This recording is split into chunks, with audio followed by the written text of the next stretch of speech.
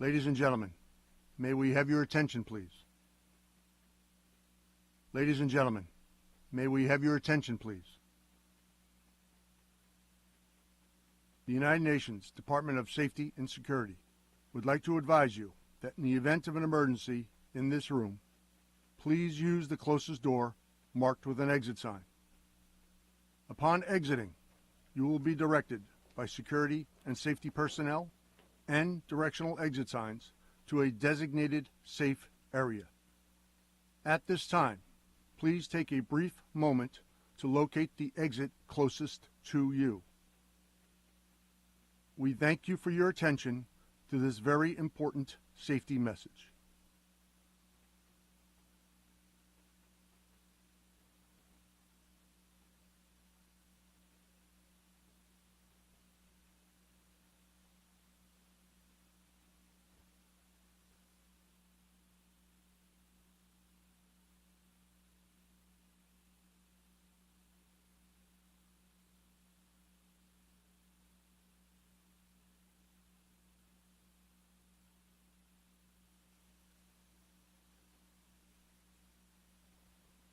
Ladies and gentlemen, may we have your attention, please? Ladies and gentlemen, may we have your attention, please? The United Nations Department of Safety and Security would like to advise you that in the event of an emergency in this room, please use the closest door marked with an exit sign. Upon exiting, you will be directed by security and safety personnel and directional exit signs to a designated safe area. At this time, please take a brief moment to locate the exit closest to you. We thank you for your attention to this very important safety message.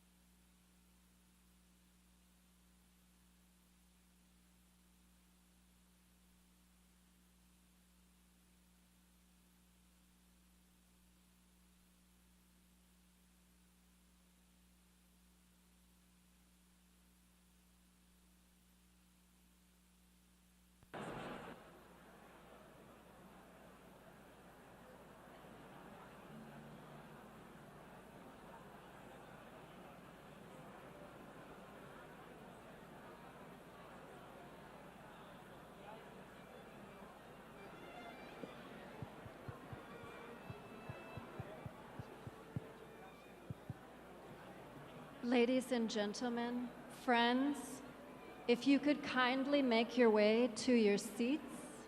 This morning's observance will be starting very shortly. Please, if we could kindly ask you to take your seats. If you could make your way, please, to your seats. This morning there will also be interpretation, so you can use the ear shells if you need to use them to hear in the official languages of the United Nations. Please kindly do make your way to your seats. Thank you.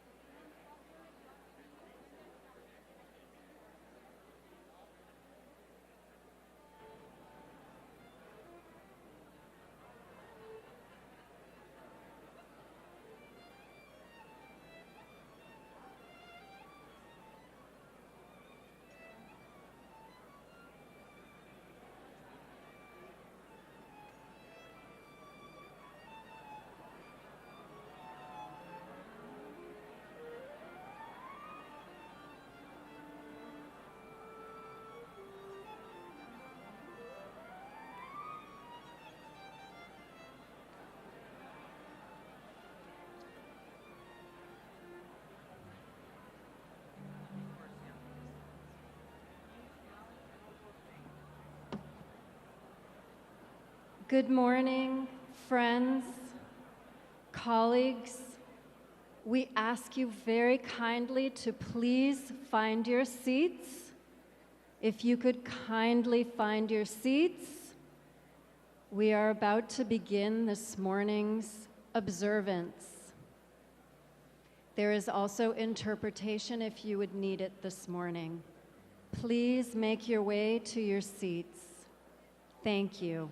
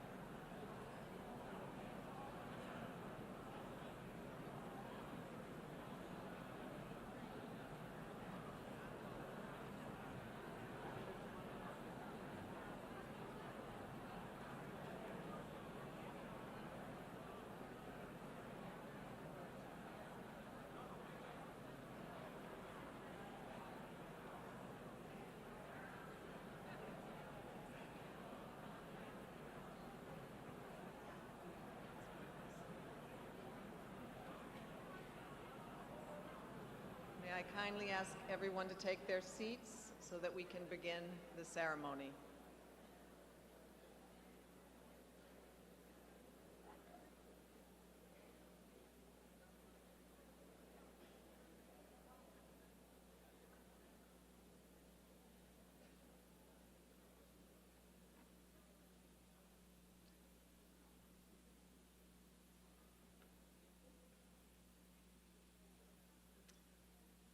Mr. Antonio Guterres, Secretary General of the United Nations, Your Excellency, Mr. Isaac Herzog, President of the State of Israel, Your Excellency, Mr. Philemon Young, President of the 79th Session of the General Assembly, Excellencies, Rabbi Autor Schneier, and all Holocaust survivors, Second World War veterans, friends and colleagues, it is my great honor to welcome you to the annual observance of the International Day of Commemoration in memory of the victims of the Holocaust. My name is Melissa Fleming, and I am the Under-Secretary General for Global Communications at the United Nations. On behalf of all of you who are here today and all of those who join us virtually from around the world, I express our deep gratitude to the survivors who will address us on this solemn occasion. We wish to acknowledge Ms. Marion Blumenthal-Lazan, child survivor of Bergen-Belsen, who would have shared her testimony with us today, but sadly her husband Nathaniel died yesterday, and we like to send her and her family our sincere condolences. And we acknowledge and appreciate the courage it takes for survivors to share their memories of the Holocaust. Dear guests, today marks 80 years since the liberation of Auschwitz-Birkenau, the largest Nazi death camp. The camp has come to stand as a symbol of the terrible history of the Holocaust, even as we understand that no single camp could contain the scale of the atrocities committed. Today, 80 years later, we commit to never forget those for whom there was no liberation. We remember the 6 million children, women, and men murdered by the Nazis and their racist collaborators simply because they were Jewish. We remember the 500,000 Roma and Sinti and those with disabilities murdered in the name of racism and eugenics. All those persecuted, imprisoned, killed through starvation and inhumane conditions in labor and prison camps. We remember them too. And may I now ask you to join me in a moment of silence and reflection in remembrance of the victims of the Holocaust. And could I kindly ask those who are able to please stand for this moment of silence.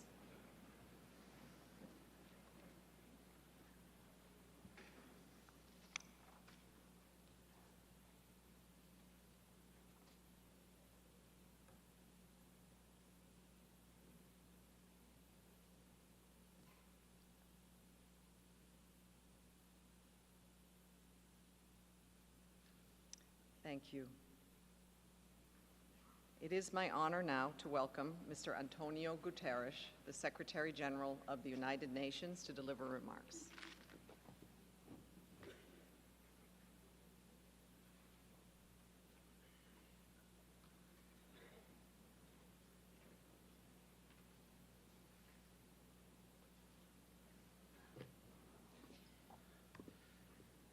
President Isaac Herzog, Excellencies, dear friends, it is an honor to be here with you.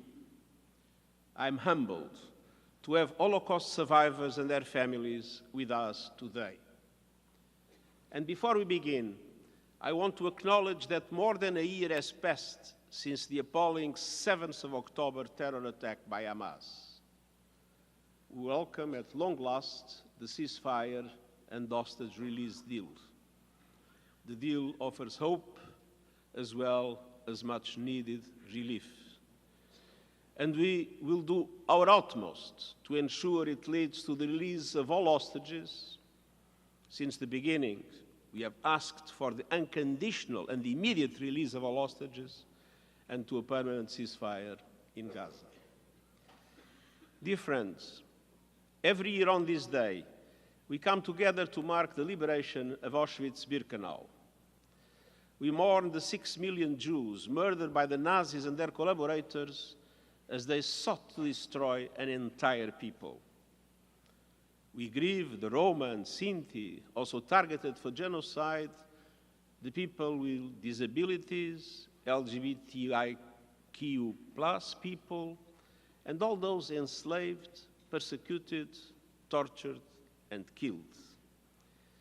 We stand alongside victims, survivors, and their families, and we renew our resolve never to forget the atrocities that so outraged the conscience of humankind, and never to forget their putrid foundations, millennia of anti-Semitic hate, manifest in marginalization, discrimination, expulsions, and murder. Dear friends, this year our commemoration marks a milestone.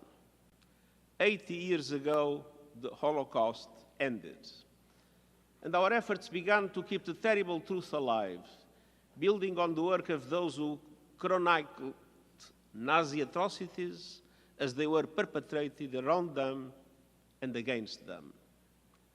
The courage of survivors in telling their stories has played an enormous role, and we are deeply grateful to them all. But the responsibility belongs to every one of us. Remembrance is not only a moral act. Remembrance is a call to action. To allow the Holocaust to fade from memory would dishonor the past and betray the future. The extraordinary Auschwitz survivor Primo Levi, who bore witness to all he had seen and endured, urged us to carve the knowledge into our hearts, and we must. To know the history of the Holocaust is to know the depths to which humanity can sink. It is to understand how the Nazis were able to commit their heinous crimes with the complicity of others. And it is to comprehend our solemn duty to speak up against hate, to stand up for human rights of all, and to make those rights a reality. Dear friends, following the hell of the Holocaust, countries came together. They created the United Nations and our Charter 8 years ago, affirming the worth of every human person. They adopted the Convention on the Prevention and Punishment of the Crime of Genocide, for which we owe a debt of gratitude to the Polish Jewish lawyer Raphael Lemkin. And they established the Universal Declaration of Human Rights, the foundation of all international human rights law. As one of the drafters, Lebanese diplomat and intellectual Charles Malik said, the declaration was, and I quote, inspired by opposition to the barbarous doctrines of Nazism and fascism, end of quote. The dignity of every member of our human family is enshrined in that document, which draws from traditions around the world. It is a pure expression of our shared humanity. And in dark times, it remains a shining light. Dear friends, today our world is fractured and dangerous. 80 years since the Holocaust end, anti-Semitism is still with us, fueled by the same lies and loathing that made the Nazi genocide possible. And it is rising. Discrimination is rife. Hatred is being stirred up across the globe.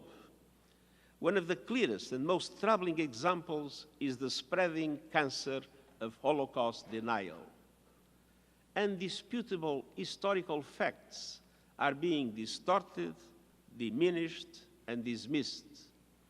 And efforts are being made to recast and rehabilitate Nazis and their collaborators. We must stand up to these outrages. We must promote education, combat lies, and speak the truth. And we must condemn anti-Semitism wherever and whenever it appears. And we must condemn all forms of racism, prejudice, and religious bigotry which we see proliferating today. Because we know these evils wither our morality, corrode our compassion, and seek to blind us to suffering, opening the door to atrocities. The United Nations has long worked to combat anti-Semitism through a wide range of activities, including our Holocaust outreach programs. And we recently launched our action plan on anti-Semitism, recommending the ways the United Nations system can further enhance those efforts. In these days of division, it is all the more important that we hold fast to our common humanity and renew our resolve to defend the dignity and human rights of all. Every one of us has a duty.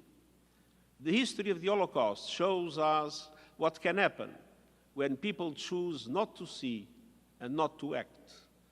And the Universal Declaration of Human Rights prescribes that every individual and every organ of society shall strive by teaching and education to promote respect for these rights and freedoms. Each of us must answer the call, denounce lies, resist hate, and ensure our common humanity overcomes division. These causes are at the very core of the United Nations. We will never forget, and we will never waver in that fight. Thank you.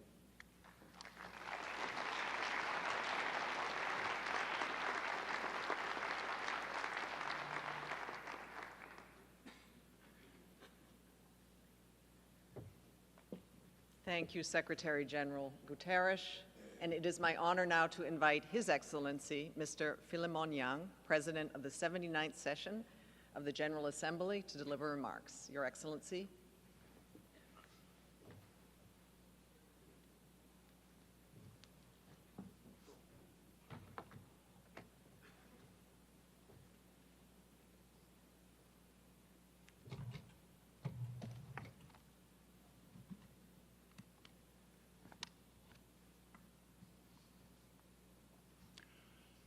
Your Excellency, Isaac Herzog, President of the State of Israel, Mr. Secretary General of the United Nations, Excellencies, ladies and gentlemen, I welcome all of you to this occasion.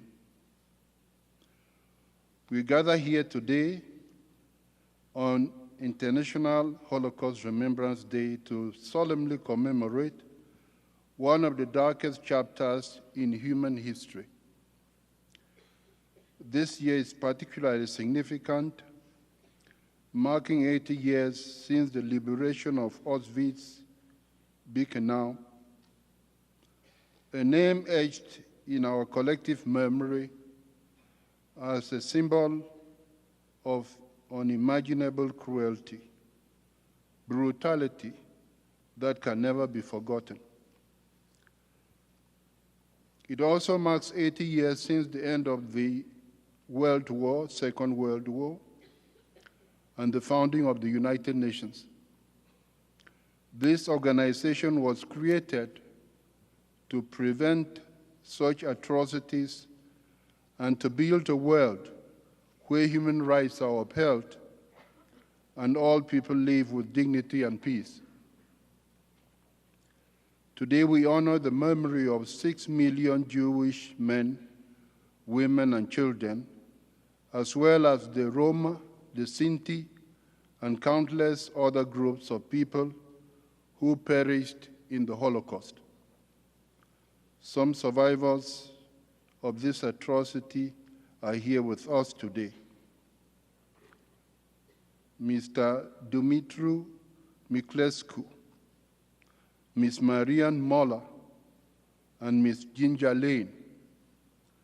Their courage in standing before us, even as they confront reminders of the unimaginable brutality they endured, commands our deepest respect. They are living witnesses to the catastrophic consequences of unchecked hatred and barbarism. The preamble of the Universal Declaration of Human Rights, forged in the aftermath of this tragedy, reminds us, and I quote, "Disregard and contempt for human rights have resulted in barbarous acts which have outraged the conscience of mankind," end of quote. Similarly, it was our shared revulsion at the crime of genocide that led to the adoption of the Convention on the Prevention and Punishment of the Crime of Genocide, a solemn commitment by the global community to ensure that such horrors are never repeated. The moral imperative before us is clear. We must build a future where our commitment to human dignity is absolute and uncompromising. Indeed, as President of the General Assembly, I hold the respect for human dignity as one of my core principles.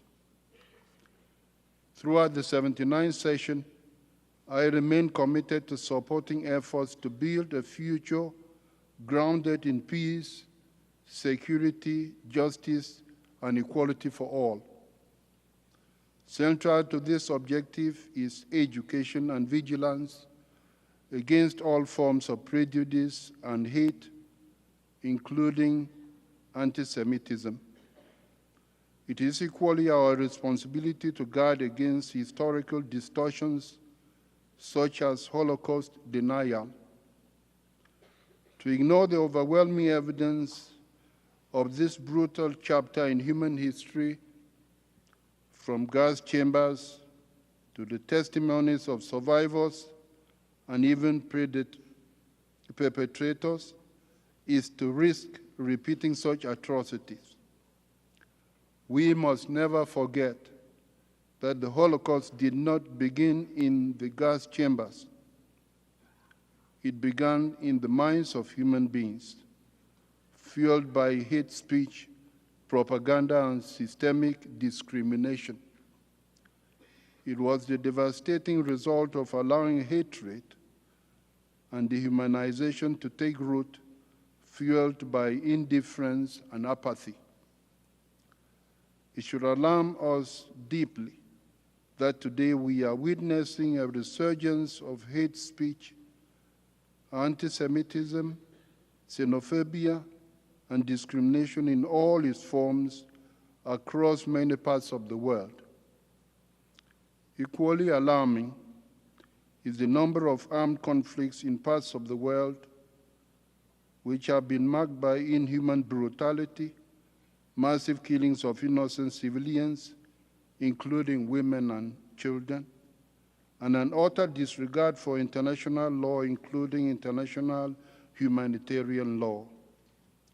Such practices in war should not be tolerated and are warning signs that we are treading a dark and familiar path, the very path we swore to abandon with the solemn promise of never again. Never again. I reiterate that education and raising awareness about these atrocities remains our most powerful instrument against the tide of hatred. By fostering education, raising awareness, and promoting critical thinking and empathy, we equip future generations to recognize and reject the seeds of intolerance before they take root. The survivors of the Holocaust, with their courage and willingness to recount the unimaginable suffering they endured, play an indispensable role in this effort. In fact, no person can conquer the human spirit. Survivors remind us not only of the horrors they experienced, but also of the resilience of the human spirit and the importance of preserving memory as a shield against future crimes and genocides. We all share a global responsibility to build a culture of peace, tolerance, respect, and mutual understanding. In memory of those who perished and in honor of those who survived, we must commit ourselves to creating a world where human dignity is cherished, a world where equality and justice prevail, and where the lessons of the past guide us toward a brighter, freer, and more just future for all. I thank you.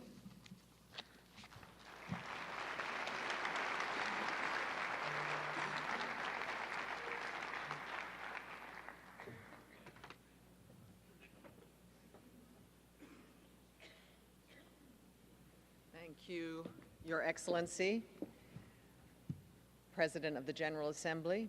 I would now like to invite His Excellency, Mr. Isaac Herzog, President of the State of Israel, to deliver remarks.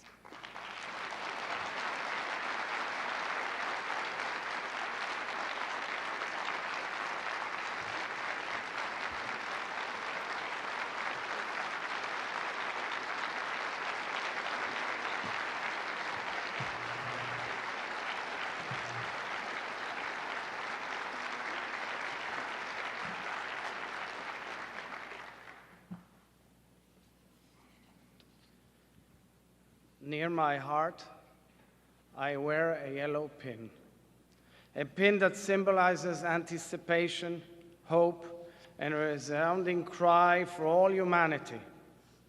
Bring back our tortured children and elderly, our women and men, from the tunnels of terror in Gaza home to Israel.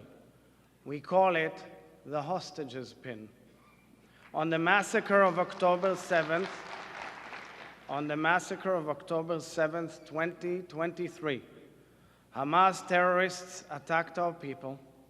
They murdered, raped, and mutilated women, tortured, beheaded, and burnt innocent people and entire families, and kidnapped hundreds of them, men, women, and children. Amongst our sisters and brothers kidnapped was Omer Nutra, an Israeli and American citizen whose fate was unknown for well over a year. Omer's great-grandfather, Yosef Nutra, was a Holocaust survivor and a freedom fighter who survived the Shoah, the Holocaust, carrying just a few coins in his pocket. Louise, Omer's aunt, took her grandfather Yosef's coins and fashioned them into the yellow ribbon hostages symbol, surrounded by barbed wire. The coins that survived humanity's darkest hours became the canvas for creating a pin that symbolizes the story of a nation, a symbol of survival, a symbol of faith, a symbol of hope, a symbol of longing, a symbol of remembrance, a symbol of outcry, the outcry of so many generations calling for justice, for humanity. Omer's parents, Orna and Ronen Nutra, are here with us today.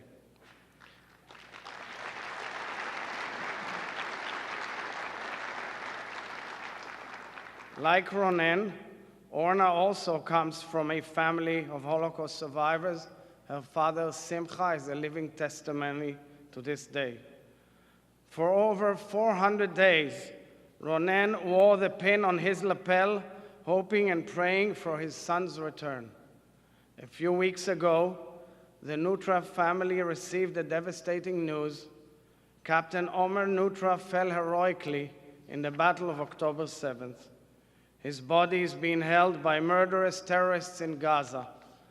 I stand before you as president of a nation that is determined and proud, and yet anguished and incomplete.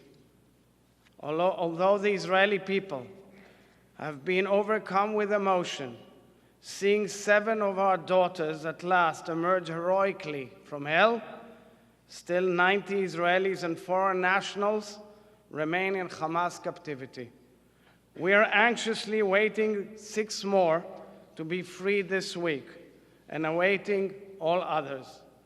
I call on all representatives in this General Assembly, all who consider themselves part of the civilized world, to throw your weight to ensure our hostages return to their homes, every single one of them. Bring them back home now.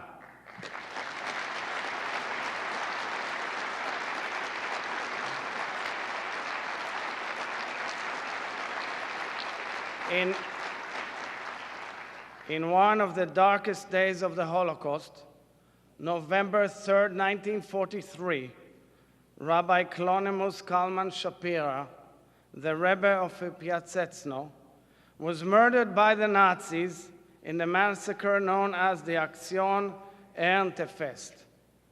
Shortly before his death, the Rebbe composed a special prayer for his people, for our people, the Jews, who were at the hands of the murderers, the Nazis, and their accomplices. Here at the United Nations General Assembly, as President of the Jewish Democratic State of Israel, I wish to recite this prayer for the urgent return of all our sisters and brothers who are held in brutal captivity by murderous terrorists. The hostages are enduring subhuman conditions without essential primary health care, without Red Cross visitations, without any compliance with international law, treaties, or agreements. I will first recite the prayer in our holy language, our people's language in Hebrew, followed by English. ריבונו של עולם, האזינה לכל בחיינו ולענקת ליבנו. ראה את צערנו ועוניינו, והושיענו ממצוקתנו הגדולה. קרובי נפשנו, נשים וילדים, אבות ואימהות, אחים ואחיות, ושאר אחינו בני ישראל, נעקרו מתוכנו, הם לוקחו בשבי, ועקבותיהם לא נודעו. היינה אתה, אל שדי, מגינם של כל השבויים, שמור עליהם מכל צרה וצוקה. תן להם כוח לעמוד בעינויים, ואמצא להם חיות, למען יזכו לשוב אל משפחותיהם. Amen. God Almighty, listen to the voice of our weeping and the sigh of our hearts. Our loved ones, women and children, fathers and mothers, brothers and sisters, have been torn from our midst. Be you, Almighty God, the guardian of all the captives. Protect them from all trouble and distress. Give them strength to endure torment and grant them life, so they may merit return to their families. Amen. Dearest Holocaust survivors, United Nations Secretary General Mr. Antonio Guterres, thank you for this meaningful invitation. President of this session of the General Assembly, His Excellency Mr. Philemon Young, Permanent Representative of Israel to the United Nations, His Excellency Mr. Danny Danon, and distinguished permanent representatives, ladies and gentlemen.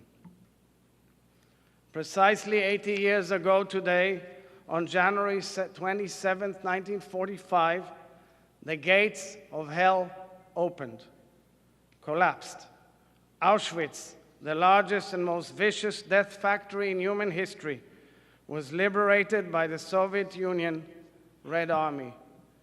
In many other death camps, the horror continued for months until they were liberated by the Allied forces, the Red Army, the American Army, the British Army, and the heroic armies of many other nations. 6 million Jews, 1/3 of the Jewish people at the time, were systematically slaughtered by the Nazis and their collaborators. It was history's most monstrous, sadistic, premeditated, and meticulously executed mass murder. Murder in gas chambers, in crematoriums, in ghettos, in death valleys, in death marches, in death camps, in the darkest, most abhorrent chapter in human history. Shmuel Gogol was born in Poland in 1924. After arriving at the Warsaw orphanage run by the great Polish Jewish educator Janusz Korczak, Shmuel was given a small harmonica as a gift. When he was taken to Auschwitz, he took the harmonica with him, but it was confiscated immediately upon arrival.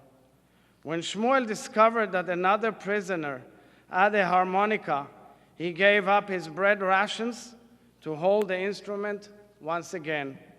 And so, in the heart of darkness, between the cracks of fear and despair, the melody of an orphaned Jewish child's soul burst out, a melody that would not allow hope to fade. One day, a Nazi guard heard the melody of the harmonica. He ordered Shmuel to participate in the Auschwitz Death Orchestra, to play music while Jews were marched to their horrific death in the gas chambers. When my cousins marched to their death in front of me, Gogol recounted, I closed my eyes and said, enough, I cannot look anymore. There in those moments he vowed, if he survived, he would dedicate his life to teaching music to children.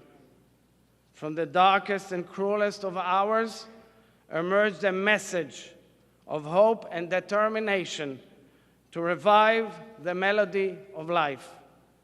Shmuel immigrated to Israel and taught harmonica for many years. He returned to Auschwitz in 1990 on an emotional journey alongside pupils from the harmonica orchestra he established in Israel and played there for the first time with his eyes open. There is a well-known Hebrew phrase, את המנגינה הזאת אי אפשר להפסיק. This melody cannot be stopped. The wail of the harmonica, the melody Gogol played in the Holocaust, became the melody of Jewish rebirth and survival. The sound of horror, grief, and death became, through the courage of many, including the survivors of the Holocaust, sounds of building, of life, of faith, of hope, the sounds of the State of Israel. Sounds of eyes wide open of a nation rising from dust and devastation, a nation continuing to live with all its beauty and strength, the nation of Israel. Tragically, in November 2023, just a few weeks after the October 7th massacre, Shmuel Gogol's great-grandson, IDF Captain Asaf Mastel, fell in a heroic battle in the Gaza Strip. He died defending Israeli citizens of all faiths and beliefs and fighting against terror in its darkest and most barbaric form. The story of heroism, the story of fighting to live, of justice and humanity, of the eternity of the Jewish people, carries on from generation to generation. Ladies and gentlemen, the Holocaust was the single most catastrophic disaster in the history of our people and the history of all humanity. Yet, from this unthinkable wreckage emerged a voice resounding throughout the family of nations, a voice calling for repair, healing, and building together, a voice that led to the founding of the United Nations and the international courts and to the establishment of the State of Israel, an act supported by the family of nations, an act of historical justice. I am privileged that a relative of mine took part in these foundational processes. Sir Hirsch Lauterpacht, the uncle of my mother Ora, was a proud Jew whose family perished in the Holocaust. He served on the team that prosecuted the Nuremberg trials against Nazi leaders and officials who plotted and executed the greatest genocide in the history of humankind, the genocide of the Jewish people, the Shoah. Professor Lauterpacht helped establish the International Court of Justice, later serving on its bench as a judge. The man who saw with his very own eyes in the Nuremberg courtroom the cruelest of human beings, the Nazis who annihilated his family and sought to erase his people, this man was also the one who first formulated the legal definition of crimes against humanity. He did so out of deep faith and hope that the international institutions will forever be committed to preventing these heinous crimes from ever happening again to the Jewish people or any other people, and committed to delivering justice for the sake of all humanity. However, this moral and ethical lighthouse has been eroded time and time again. I recall such a moral lapse in November of 1975 when the United Nations General Assembly despicably declared the Jewish people's national movement, Zionism, a form of racism. I recall how 50 years ago, right here at this very podium, stood my late father, Chaim Herzog, as Israel's ambassador to the United Nations. He would later become the 6th president of Israel. My father served as a British officer in World War II, liberating and rescuing Jews from Nazi death camps, including Bergen-Belsen. He stood here on the memorial night of Kristallnacht, in which Nazi stormtroopers attacked Jewish communities, burned 1,500 synagogues, murdered and jailed thousands of Jews throughout the Nazis' Third Reich. As he delivered his monumental speech advocating for the entire Jewish people, my father tore up UN Resolution 3379, calling out the hatred, ignorance, and lies that enabled such a disgrace. It took 16 years for this assembly to revoke that shameful resolution. Today, we find ourselves yet again at a dangerous crossroads in the history of this institution. Rather than fulfilling its purpose and fighting courageously against a global epidemic of jihadist, murderous, and abhorrent terror, time and again this assembly has exhibited more bankruptcy. International forums and institutions such as the International Criminal Court opt for outrageous hypocrisy and protection of the perpetrators of the atrocities. They blur the distinction.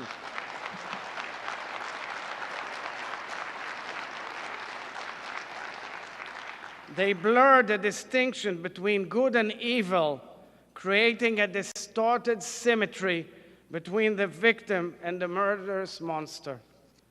I ask you, how is this possible?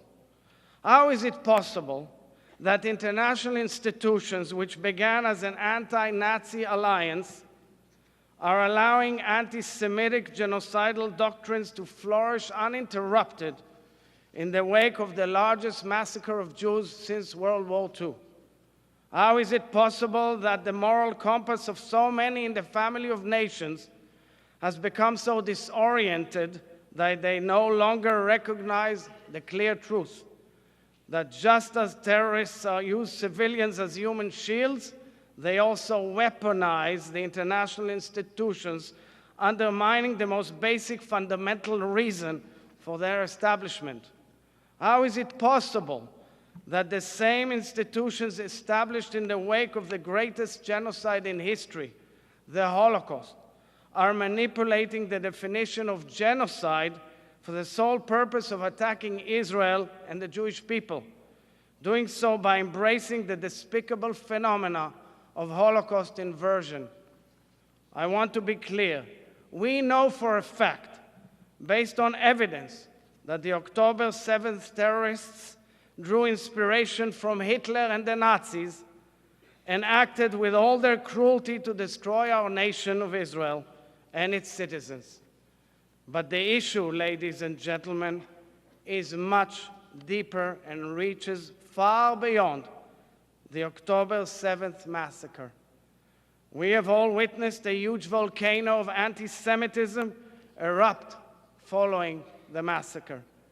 This alarming reality was also reflected in the important report the United Nations just published about anti-Semitism. This is an urgent wake-up call to all humanity. Anti-Semitism, savagery, cruelty, and racism are still thriving on our planet. They are thriving because far too many states represented here Do not confront them. Do not unanimously condemn them. Do not fight against them. Even more outrageous is a UN member state, Iran, explicitly scheming and acting to destroy a fellow UN member state, the State of Israel. Iran's fanatical leadership turned its country into a hub of anti-Semitism, hatred, and terror. It is developing weapons of mass destruction aimed at annihilating the only and one and only national home of the Jewish people, born out of the ashes of the Holocaust. The world cannot continue turning a blind eye to the global threat posed by Iran, both directly and through its proxies, and to the danger represented by jihadist terrorism.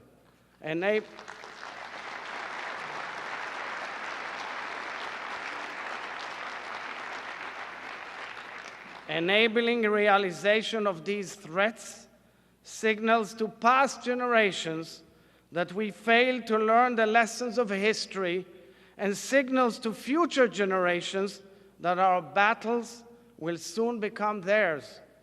This is a moment of truth for us all. We either bow our heads or unite and take action to halt the danger. Now we must, all of us, fight together, shoulder to shoulder and with all our might, against anti-Semitism, terror, and hatred. We must fight against the misuse of international institutions as a vehicle, threatening the very existence and right to self-defense of the nation-state of the Jewish people, the State of Israel. Under no circumstances will we accept, ever, any challenge to the Jewish people's legitimate right to self-determination in our land, in the State of Israel.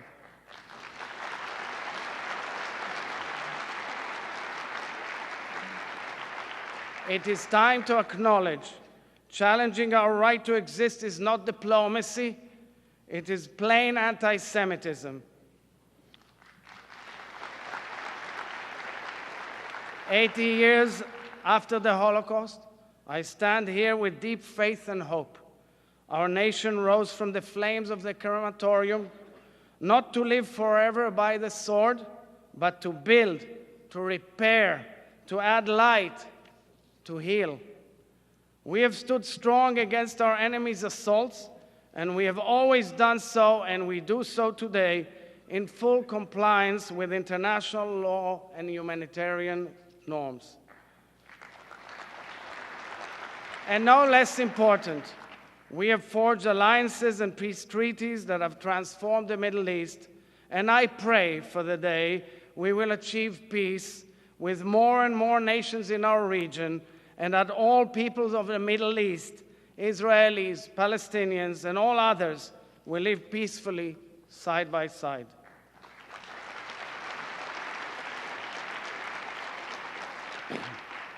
From the ashes of Auschwitz, we built a resilient, diverse, democratic society composed of a magnificent mosaic of Jews, Muslims, Christians, Druze, and Circassians, and peoples of many faiths and lifestyles. And we have contributed to humanity in countless fields. In Israel's Declaration of Independence, along with extending our hands for peace, we have committed our nation to the values of liberty, equality, and justice in faithful adherence to the principle of the Charter of the United Nations.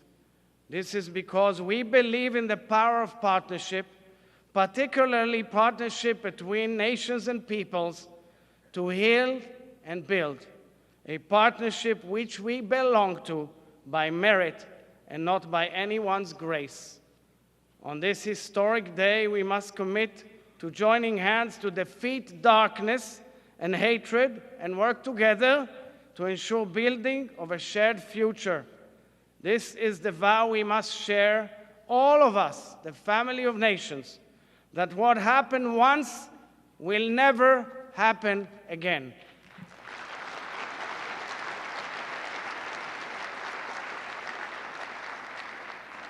Ladies and gentlemen, 94-year-old Eva Arben defeated death 3 times.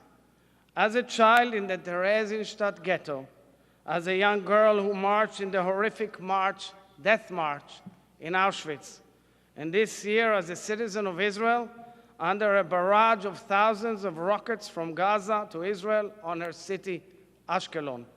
This terror attack took her back 80 years, but Eva refused to leave her home. As she said to me just a few days ago, articulating profound words of faith, and I quote, "If I knew that tomorrow was the end of the world, I would plant a tree today. I would plant it with tears, but I would plant it and plant a tree." In the spirit of Eva, in the spirit of all heroic Holocaust survivors, including those who are with us today, we will remember the past, hold onto life, and never give up. We will continue planting tree after tree, today and tomorrow, trees of life, of future, of hope. Trees that symbolize fervent faith in the human spirit, triumphing over darkness in spite of it all. I know the journey may be long, but I'm full of hope. Hope about us, about our partnership, and about the days yet to come. May the memory of our sisters and brothers murdered in the Holocaust be blessed and engraved upon the heart of all humanity for eternity. Am Israel Chai.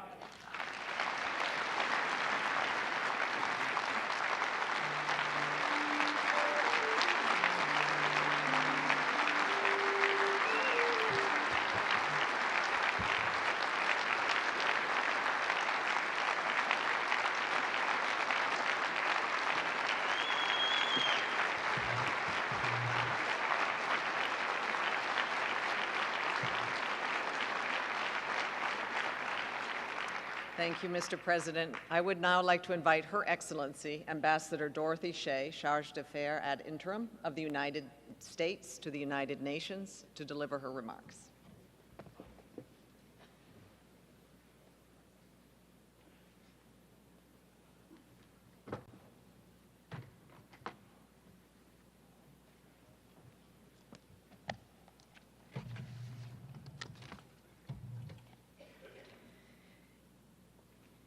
Thank you to all the survivors and family members present today, including Ms. Ginger Lane, Mr. Dumitru Mukleshku, and Ms. Marianne Muller. It is a true privilege to be here with you. Thank you for sharing your stories of persecution, but also of perseverance. It's one thing to read about the Holocaust in a book. It's another thing to hear about it from someone who lived it. That human connection really makes a difference. It deepens our understanding of the darkest moments in human history on a personal level. And it strengthens our resolve to live up to the sacred promise, never again. So thank you all. I also want to thank Secretary General Guterres, President Yang, Undersecretary Fleming, and all of those esteemed representatives and guests who are with us today to commemorate International Holocaust Remembrance Day. The theme of this gathering, Holocaust Remembrance for Dignity and Human Rights, serves as a reminder of how hatred, dehumanization, and apathy can lead to genocide.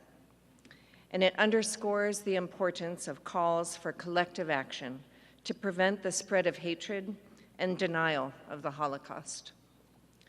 2025, as we have heard, marks the 80th anniversary of the end of World War II and the liberation of the Nazi concentration and death camps that were some of the main sites of the genocide of 6 million Jews, known as the Holocaust. The United Nations General Assembly designated January 27th the anniversary of the liberation of Auschwitz-Birkenau in 1945 as International Holocaust Remembrance Day, a time to remember the 6 million Jewish victims of the Holocaust and the millions of other victims of Nazi persecution. We are here today to recognize the importance of commemorating this day and the extraordinary courage of the victims and survivors of the Holocaust. For survivors of the Holocaust, returning to a dignified life was vital. Every day we have a moral obligation to honor that struggle, to honor the victims, learn from the survivors, and carry forth the lessons of the century's most heinous crime. We are continually and painfully reminded that hate doesn't go away. It only hides. And it falls to each of us to speak out against the resurgence of anti-Semitism and ensure that bigotry and hate receive no safe harbor. At home and around the world, we must promote dignity and human rights in the face of the continuing scourge of anti-Semitism. Unfortunately, despite these efforts, today we see the rise of anti-Semitism and other forms of hatred globally. Holocaust denial and distortion are also on the rise. They are a form of anti-Semitism and are often coupled with xenophobia. History shows, as hatred directed at Jews rises, violence and attacks on the foundations of democracy are not far behind. It is vital that we confront this problem at this moment. The Anti-Defamation League, ADL, recently released Global 100 Survey Highlights, which highlight significant trends and areas of concern regarding anti-Semitic attributes worldwide. It was conducted in 103 countries and territories. According to this survey, 46% of adults harbor elevated levels of anti-Semitic sentiment. This represents an estimated 2.2 billion people worldwide, marking the highest level since the ADL began tracking these trends over a decade ago. The data also highlights a troubling increase in anti-Semitic attitudes among younger demographics, with significant implications for future societal dynamics. Holocaust distortion is now 13 percentage points more prevalent than Holocaust denialism. Although the survey has no specific data on the exact cause of this, ADL experts believe that social media and new malicious variations of mis- and disinformation are playing a major role in Holocaust distortion. Despite these alarming statistics, the results also show global acknowledgement of anti-Semitism as a pressing issue, with the majority recognizing it as a serious problem. This presents a crucial opportunity for governmental action and policy intervention to combat these biases effectively. We urge the endorsement and implementation of the global guidelines for countering anti-Semitism, already embraced by scores of nations and organizations, as an essential step toward mitigating the scourge of global anti-Semitism. The United States also embraces the International Holocaust Remembrance Alliance's working definition of anti-Semitism, inclusive of its examples. As a founding member of the 35-member International Holocaust Remembrance Alliance, we encourage the IHRA's recommendations for teaching and learning about the Holocaust. The challenge now lies in putting these guidelines into practice. The UN must demonstrate its full commitment to its human rights mandate and take concrete steps that will lead to tangible progress. Together, we can make a difference. Together, we can stamp out hate. Atrocities like the Holocaust don't just happen. They are allowed to happen. It is up to us to stop them. Never again. I thank you.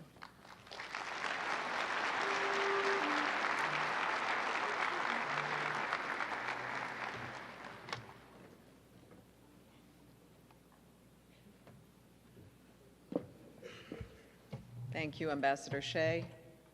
Dear friends, how do the children and grandchildren of survivors respond to the legacy of the Holocaust? Noor Ben Shalom, a third-generation survivor, founded the project Lebensmelodien, or Life Melodies, in response to a letter from his great aunt, Salomea Ochsluft. She was a Jewish pianist, and she wrote to her family shortly before she was deported in 1943. In her letter, Salomea described the terrible persecution of the Jews. Knowing that she would not survive the Holocaust, she begged her relatives to avenge her death. Nur ben Shalom struggled to respond to this plea.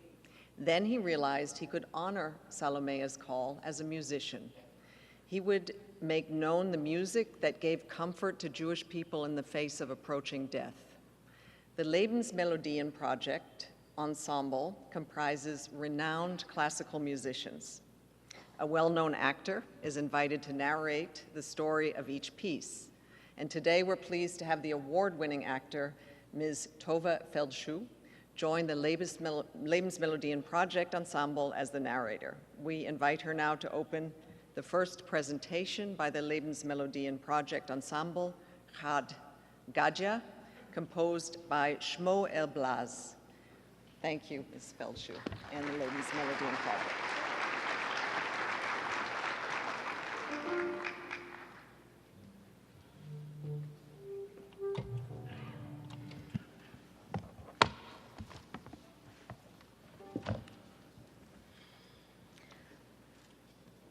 Chad Gadya, composed by Shmuel Blaz. Shmuel Blaz served as the chief cantor of the great Eger Synagogue in Eger, Hungary. He and his wife, Rivka Blaz, were known for their warm hospitality, welcoming travelers of all backgrounds, regardless of color or religion, to their Shabbat table. But even the city's bishop was a regular guest and often requested that Shmuel compose musical pieces for his church services at the Basilica of Eger. When the Nazis occupied Hungary, they desecrated the Eger synagogue, converting it into a horse stable. The Blaz family was forcibly sent to the ghetto and later deported to Auschwitz-Birkenau on June the 8th, 1944. From their large and their close-knit family, only 5 of their children survived the Holocaust and later immigrated to the United States of America and to Israel, and happily, many of them are here today. During the war, Shmuel Blaz was drafted into the Hungarian labor service, and at the same time, a young man in his 30s, Shmuel Lazarovich, was also drafted into the Hungarian labor service. And these 2 men ended up working side by side. Shmuel Blaz taught his new friend Lazarovich an original composition of his, a Hungarian version of the song Chad Gadya, Chad Gadya, a famous tune from the Haggadah sung at the Passover Seder. One of these 2 Shmuels jotted down the melodic line on a piece of paper, thereby preserving Blaz's melody. When Lazarovich briefly returned to his village of Hedges on leave, he left the page in a side cabinet in his home. In March of 1944, the German army invaded Hungary, and many Hungarian Jews, of course, perished, including Shmuel Blaz. Lazarovich himself was deported to Dachau. But in 1945, after the war, Lazarovich returned to Hedges, where the villagers joyfully welcomed him. He rushed to discover the fate of his home. The wooden cabinet in which he had left various ritual objects had remained intact, and also in that cabinet was a Passover Haggadah with a yellowed piece of paper inserted humbly between its pages. It was the Hungarian version of Chad Gadya, composed by his friend Shmuel Blaz.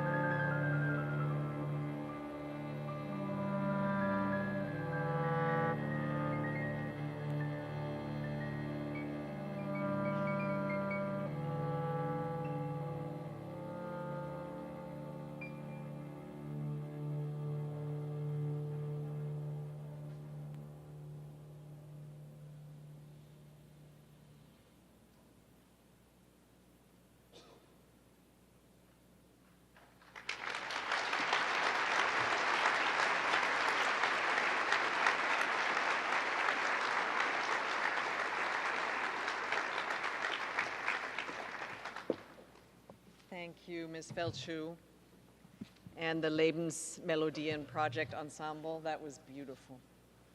We acknowledge also the family of Shmuel Elblas, who are with us today.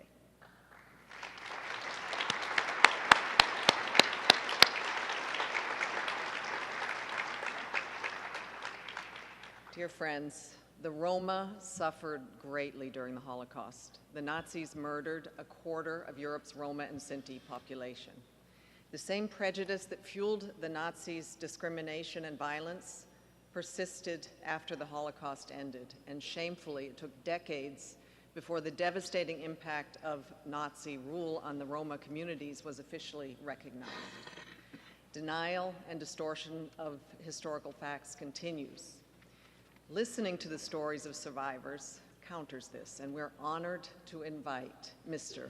Dumitru Muklescu, who, at the age of 91, has flown from Bucharest, Hungary, to be with us today. He is supported by his great niece, Ms. Isabel Taibieraj. Thank you very much, Mr. Muklescu.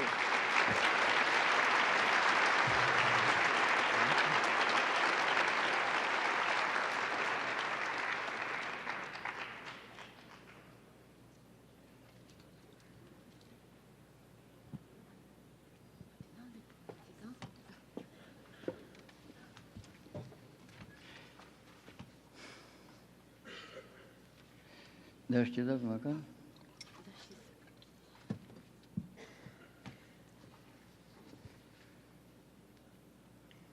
Domnule secretar general, Mr. Secretary excelența General, dumneavoastră, Your Excellencies, doamnelor și domnilor, ladies and gentlemen, este o mare onoare it is a great să mă honor aflu to stand before în you today. fața dumneavoastră astăzi.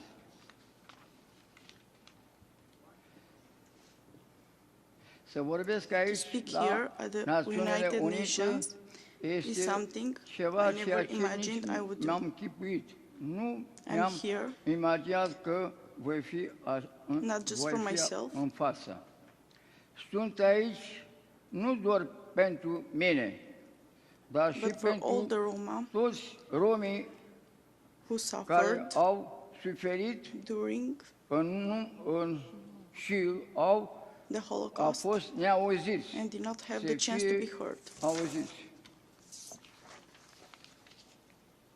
Numele meu My este name is Dumitru Dumitru Miclescu. Miclescu. Sunt din I România, am from Romania, orașul from the Craiova. city of Craiova. Sunt rom I am și Roma sunt and un I am a survivor supraviețuitor din of the terror Holocaust, camps in Transnistria. din Transnistria.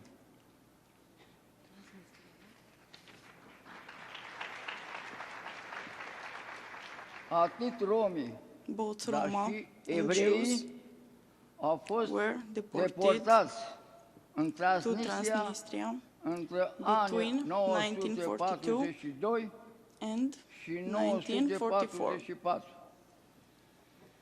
Chiar și astăzi, Even today, in România, oamenii nu people are cunosc unaware istoria. of this history. În locul să Instead ziceți of saying genocid, the genocide din in Transnistria, Transnistria, zic they deportați refer din it Transnistria, towards the vreau deportation să in fiu Transnistria. clar, I want to be clear. a ceea ce am trăit, What we experienced fost un genocid, was a genocide, ucidere în masă, persecution, mass murder, de and injustice, apartamente, doar pentru simply because că noi sunt născuți we were în born România Roma și or evrei. Jewish. Până în 25 Up de ani, to romii au To fost, 5,000 Roma 25.000 de români au fost were deported deportați. Peste and more than 11.000 au 11,000 murit were killed. uciși.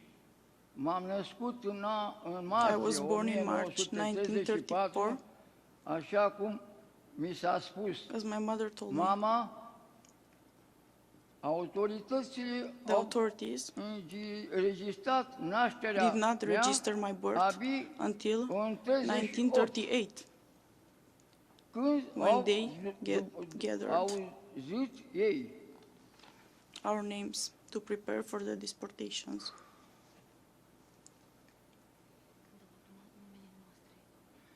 Numele nostru pentru a pregăti deportării aveam doar 8 ani. I was only 8 years old Manifia when mea, my family familia mea și and I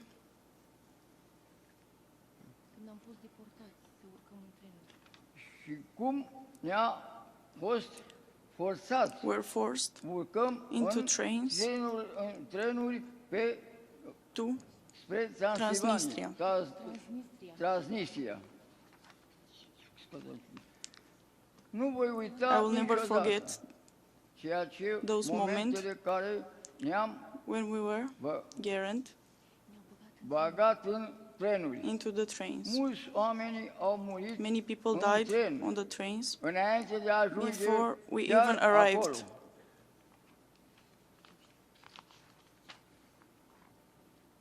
Cei care au ajuns Those who în reached lagărele the concentration camps concentrarea au suferit suffered și mai even mult. more.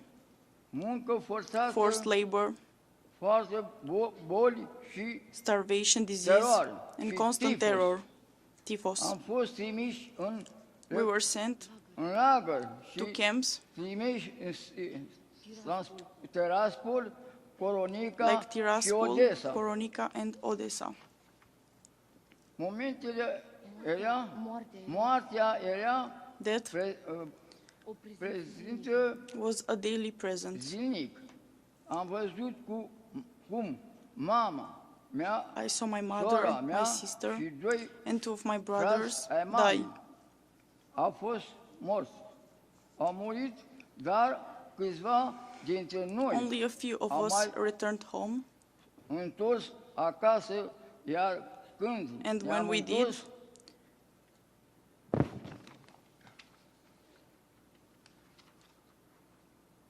nu mai aveam we nimic. had nothing left.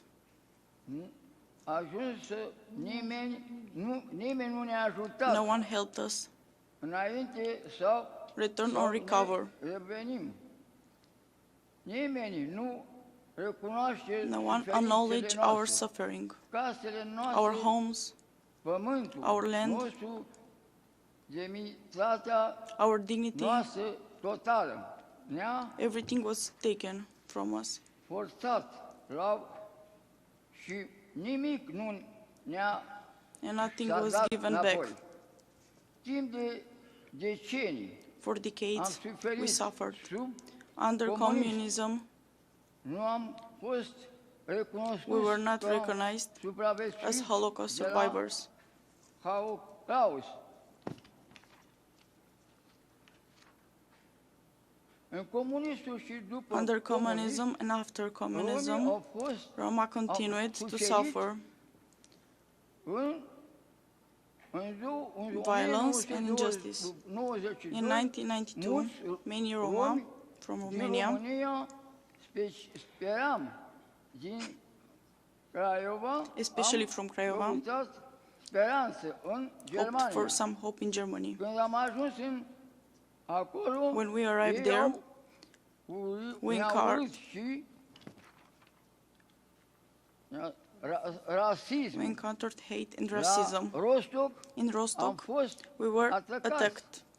și am scris și un program era We era even lived mulți through a pogrom. supraviețuitori Many of din us were Transnistria survivors from acolo. Transnistria. Guvernul The Germaniei German nu government ne-a oferit did not offer us protection. protecție. Dar ne-a Instead, deportat it înapoi deported us în back to Romania. Astăzi Today, mă aflu în fața dumneavoastră I stand before you as a Holocaust survivor, but also as a witness to the ongoing suffering of my people. Many Roma communities still face poverty, racism, and violence. I'm here today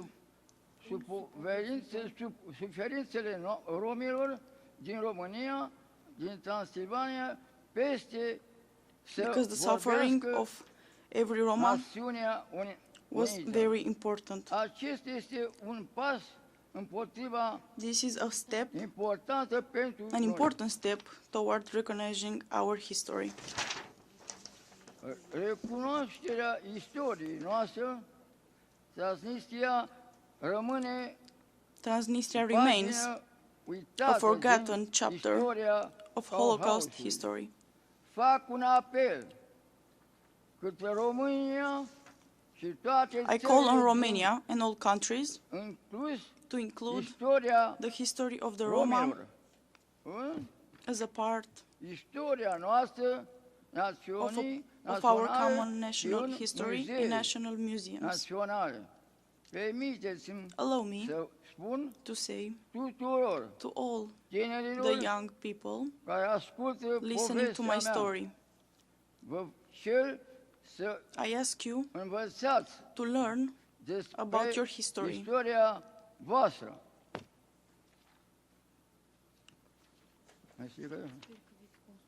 Sper să veți continua lumea I hope you will build a world without racism. În afară de asta, ca încheiere, cer tuturor popoarelor din lume să nu mai facă deosebire între evrei și romi. Toți suflarea pe pământ, toți oamenii de pe acest pământ, suntem născuți în aceeași aluat și nu trebuie să facă deosebire. Apelez la toate forțele Americii și tot ce există pe pământul ăsta să nu se mai facă deosebire între evrei și romi. Că suntem, repet, din aceeași aluat suntem, născuți tot ce există pe pământ, ființe omenească. Vă mulțumesc tuturor! Thank you all.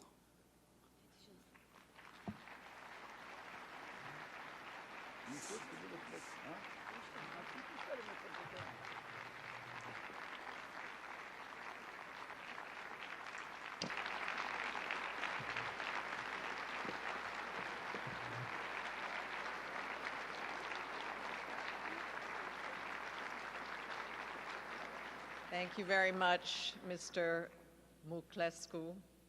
We're deeply grateful for you for your tireless efforts to have your history recognized, your fight against racism, and to bring an end to anti-Roma prejudice.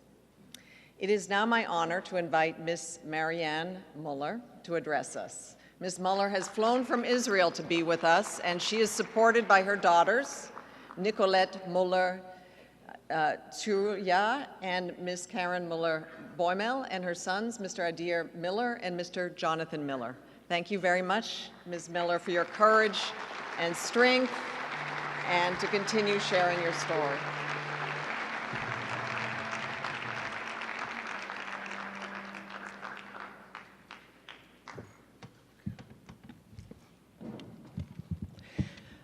Good morning.